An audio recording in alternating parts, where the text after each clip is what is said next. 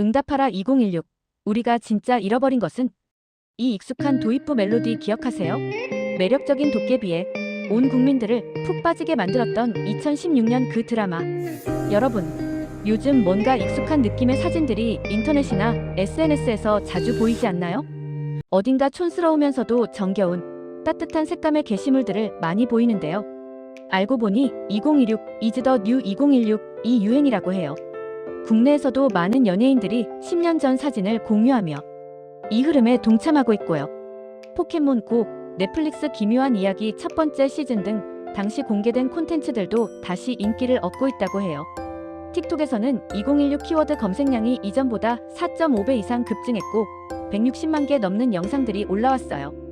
처음에는 그때가 좋았지라고만 생각했는데 정말 그랬나? 하는 의구심이 들었어요. 사실 2016년은 영국이 유럽연합 탈퇴를 결정했고 미중 갈등이 격해지며 신냉전이 시작되는 등 혼란스러운 한 해였어요. 청년 실업률은 외환위기 이후 최고치를 기록했고 헌정사상 최초로 현직 대통령이 파면되기도 했죠. 그런데 왜 우리는 그 시절을 황금기처럼 추억할까요? 정말 2016년이 그렇게 특별한 해였던 걸까요? 아니면 2026년에 우리가 무언가를 잃어버린 걸까요? SNS부터 유튜브까지 온 세상이 2016년을 이야기하고 있어요. 인스타그램에서는 2016 감성, 2016 바이브 해시태그가 달린 게시물이 3,700만 개 넘게 올라왔어요. 유튜브에서도 2016년 감성 플레이리스트 같은 콘텐츠들이 인기를 끌고 있고요. 지금 찍은 사진을 당시 스타일로 보정하는 사람들도 많아졌어요. 흐릿한 화질, 노랗고 핑크빛이 도는 색감이 왠지 모르게 아련한 느낌을 불러일으키죠. 2016년은 문화적으로도 즐거운 소식이 많은 해였어요. 포켓몬 고가 전 세계를 휩쓸었고 R&B 아티스트 프랭크 오션의 블론드, 팝스타 비욘세의 레모네이드 등 새로운 물결을 몰고 온 음악들도 많이 나왔죠. 트와이스, 블랙핑크, BTS 등 매력 넘치는 K-팝 스타들도 여럿 등장했고요. 영화와 드라마 분야도 빛났어요. 한국적인 좀비 영화가 가능하다는 걸 증명한 부산행, 마블 시네마틱 유니버스의 절정에 있었던 캡틴 아메리카 11호, 신드롬 수준으로 대성공한 도깨비 등이 공개됐죠. 미래 사회가 어떤 모습일지 궁금해지게 만드는 이야깃거리들도 많았어요.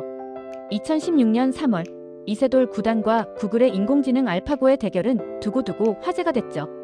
인공지능은 어디까지 발전할 수 있을지, 어떻게 우리 삶을 바꿀지 다양한 이야기들이 오갔어요.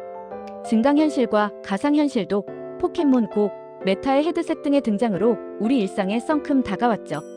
돌이켜보면 2016년은 새롭고 신선한 시도가 특히 빛났던 한 해였어요. 사건 사고가 많았지만 사람들에게 행복과 즐거움을 줄 수 있는 요소도 많았던 거죠. 전문가들도 이런 포인트들을 백투 2016 트렌드의 주원인으로 짚어요.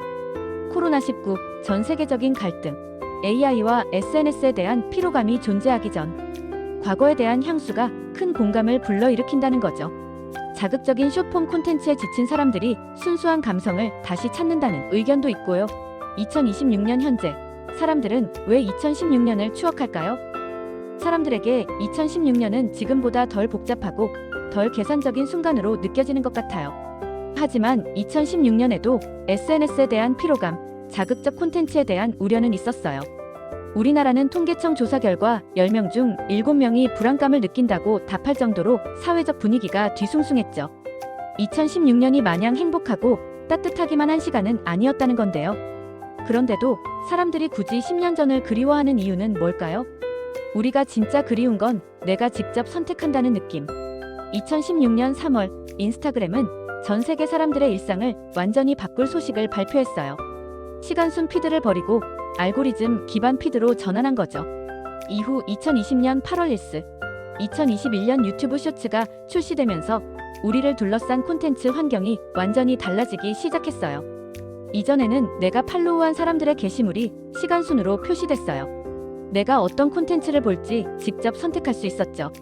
알고리즘이나 광고가 지금보다 덜 개입해서 SNS가 자기 이야기를 기록하고 타인과 교류한다는 목적에 나름 충실했어요.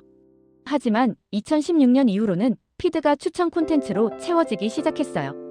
여기에 릴스, 쇼츠가 등장하면서 숏폼이 대세가 됐고 여기에 AI가 만든 콘텐츠들까지 가세했죠. 이제 우리는 게시물을 올리기 전에 이게 알고리즘에 잘 걸릴까? 부터 생각하게 됐어요. SNS가 나를 표현하는 공간에서 나를 최적화해서 보여줘야 하는 공간으로 바뀐 거예요. 기술에 대한 감정도 달라졌어요. 2016년에는 기술이 지금보다는 상대적으로 사람들을 위해 존재했어요. 포켓몬고는 우리를 집 밖으로 불러냈고 VR은 새로운 경험을 약속했죠. 하지만 지금은 사람들이 기술에 맞추느라 급급해요. AI는 모두의 예상을 뛰어넘는 속도로 일자리를 대체하고 있고 SNS 알고리즘은 우리의 관심을 끊임없이 추출하죠. 기술과의 관계가 협력에서 경쟁으로 바뀐 거예요. 결국 우리가 진짜 그리워하는 건 2016년 자체가 아닐지도 몰라요. 내가 무엇을 보고 어떤 이야기를 공유할지 스스로 결정한다는 느낌. 알고리즘이 밀어주는 대로가 아니라 내가 선택한 사람들의 이야기를 시간순으로 볼 수 있었던 그 단순함. 어쩌면 우리는 기술이 모든 걸 결정하는 시대에 잠깐이라도 내가 직접 선택하는 경험 자체를 그리워하는 건 아닐까요?